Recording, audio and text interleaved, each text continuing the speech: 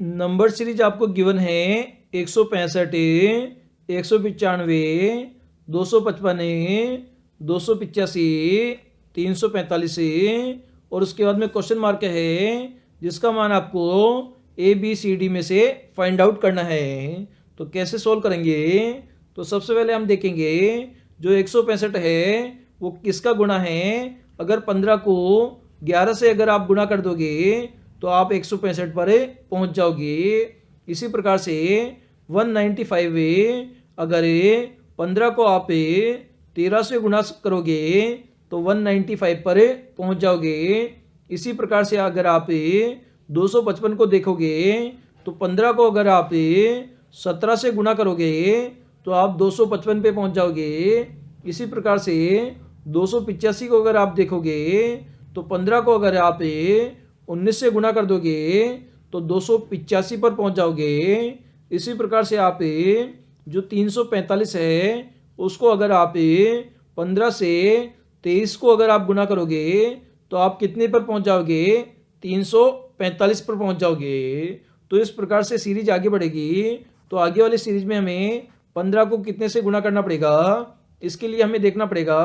सबसे पहले हमने 11 से गुणा किया, उसके बाद में 13 से गुणा किया, उसके बाद में 17 से गुणा किया, उसके बाद में 19 से गुणा किया, उसके बाद में 23 से गुणा किया और आगे हम यहाँ पर 29 से गुणा करेंगे क्योंकि यहाँ पर जो गुणा हो रहा है वह अभाज्य संख्या बोले तो प्राइम नंबर से हो रहा है। मतलब 11, 13, 17, 19, 23।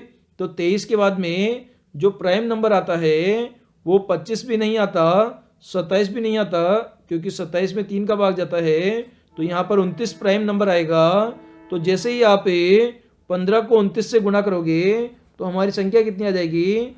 435 आ जाएगी। मतलब क्वेश्चन मार्क की जगह कौन सा आंसर आएगा? 435 आएगा, जो कि ऑप्शन नंबर सी हमारा करेक्ट हो जाएगा। एक बार वापस देख लेते हैं। 165 15 गुणा 11 होता है 195, 15 गुणा 13 होता है। इसी प्रकार से 255 15 गुणा 17 होता है। इसी प्रकार से 285 15 गुणा 19 होता है। 345 हमारा 15 गुणा 23 होता है। तो यहाँ पर अभाज्य संख्याओं से गुणा हो रहा है। तो यहाँ पर 15 गुणा कितना हो जाएगा?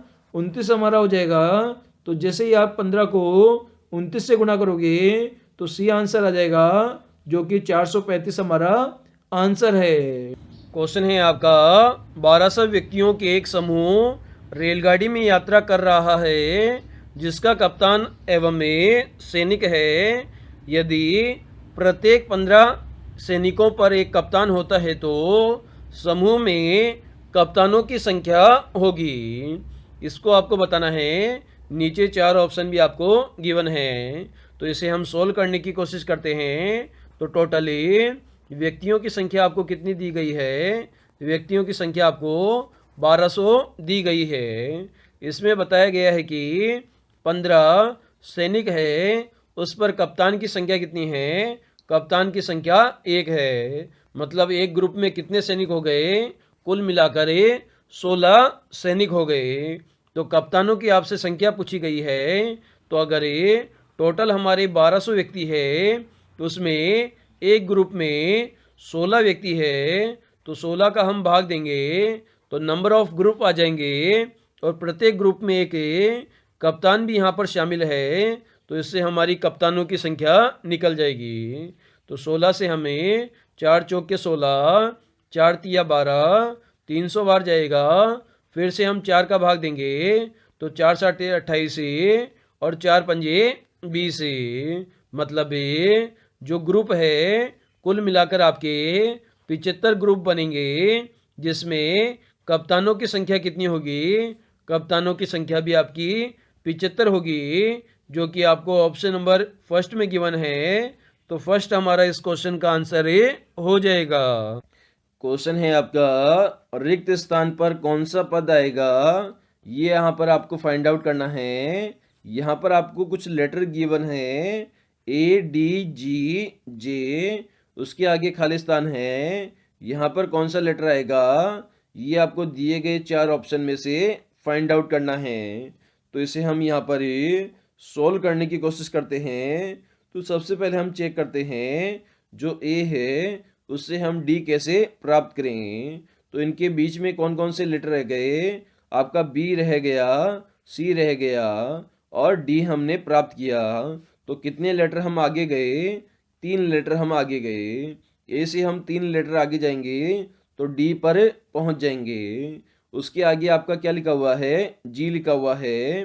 तो डी के बाद क्या आता है, ई एफ जी आता है।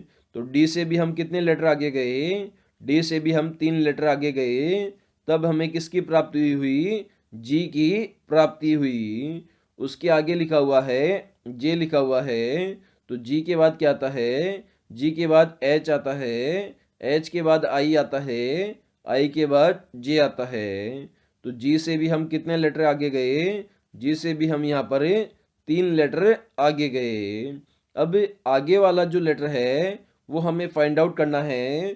तो हमने प्रीवियस में देखा जो पहला लेटर है उससे हम 3 लेटर आगे पहुँचते हुए इस सीरीज को कंप्लीट कर रहे हैं। तो यहाँ पर जे से भी हमें 3 लेटर आगे जाना पड़ेगा। तो जे के बाद क्या आता है, जी एच आई जे, जे के बाद के एल एम, तीसरा लेटर क्या आ जाएगा आपका, एम आ जाएगा। कहने का मतलब है खाली स्थान पर क्या आ जाएगा, आपका लेटर एम आ जाएगा, जो कि आपको ऑप्शन नंबर 2 में गिवन है। तो 2 नंबर ऑप्शन हमारा इस क्वेश्चन का आंसर हो जाएगा।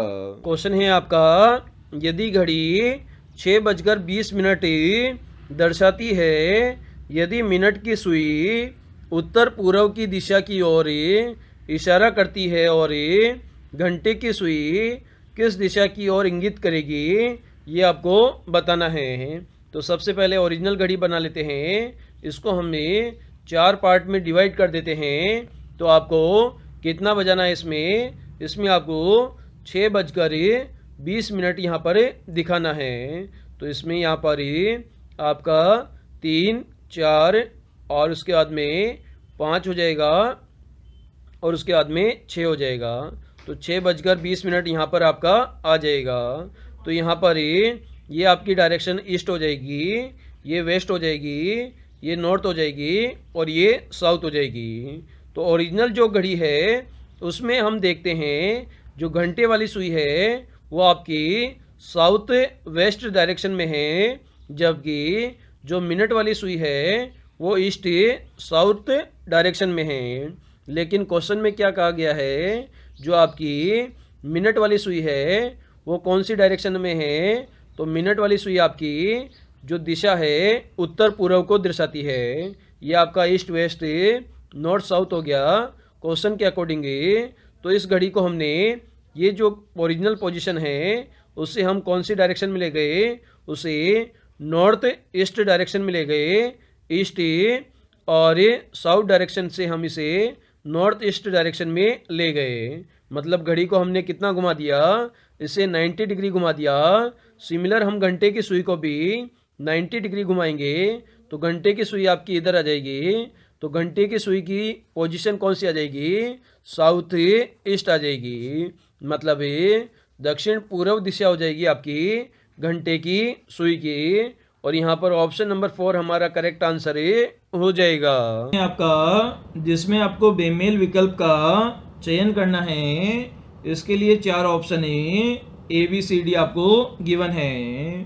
तो ये ऑप्शन में दे रखा है 95 से 82, बी ऑप्शन में दे रखा है 69 से 56, सी ऑप्शन में दे रखा है 55 से 42 और इसी प्रकार से डी ऑप्शन में दे रखा है 48 से 34। तो कभी भी आपको संख्याओं की इस प्रकार की रेंज मिले जिसमें संख्याएं आपस में लगभग बराबर या छोटी हो, तो उनमें सबसे पहले हम संख्याओं को घटाकर चेक करेंगे। तो हम सबसे पहले ए ऑप्शन में ऑपरेशन लगाते हैं। इसमें 95 में से हमें 82 को घटाते हैं तो 5 में से 2 जाएगा, 3 बचेगा, 9 में से 8 जाएगा, आपका 1 बचेगा।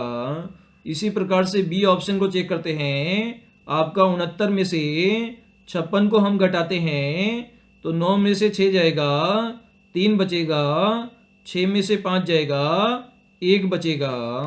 इसी प्रकार से ऑप्शन नंबर सी को चेक करते हैं तो 55 में से हमें 42 को घटाएंगे तो आपका 5 में से 2 जाएगा, 3 बचेगा। इसी प्रकार से 5 में से 4 जाएगा, 1 बचेगा। मतलब ऑप्शन नंबर ए, बी और सी इन तीनों में आपको पहली संख्या में से दूसरी संख्या घटाने पर 13 प्राप्त हो रहा है। अब ऑप्शन नंबर डी को चेक करते हैं तो 48 में से कितना घटाना है तो 48 में से यहाँ पर 34 घटाएंगे तो 8 में से 4 जाएगा, 4 बचेगा, 4 में से 3 जाएगा, 1 बचेगा। तो यहाँ पर कितनी संख्या बच रही है? 14 यहाँ पर बच रही है, जबकि ऑप्शन ए, बी और सी में घटाने पर आपका 13 बच रहा है। तो डी यहाँ पर डिफरेंट संख्या है, तो इस क्वेश्चन का हमारा डी आंसर हो जाएगा। क्वेश्चन है, गत कल से अगले दिन से पहले का दिन शनिवार से 3 दिन बाद का दिन है, तो आज कौन सा दिन है ये आपको बताना है। 4 ऑप्शन भी आपके पास में गिवन है, तो इसे हमें सोल्व करने की कोशिश करते हैं। तो यहाँ पर आपने देखा गत कल से अगले दिन से पहले का दिन शनिवार से 3 दिन बाद का दिन है। मतलब सबसे पहले हम प्रेजेंट बना लेते हैं। प्रेजेंट से हमें गत बोले तो 1 दिन पीछे लगे, 2 दिन पीछे चले गए और फिर 3 दिन ये आगे की भी बात भी कर रहा है। तो यहाँ पर हम देखते हैं गत कल से अगले दिन से पहले, गत कल आ गया, उससे पहले दिन शनिवार से 3 दिन बाद है। तो इसके 3 दिन बाद क्या है? आपका शनिवार है। मतलब यहाँ पर क्या आ गया? आपका शनिवार आ गया। तो आज कौन सा दिन होगा? तो प्रेजेंट की हम बात करेंगे, आज कौन सा दिन होगा। तो यहाँ पर आपने देखा शनिवार से पहले क्या आता है? शनिवार से पहले आपका शुक्रवार आता है।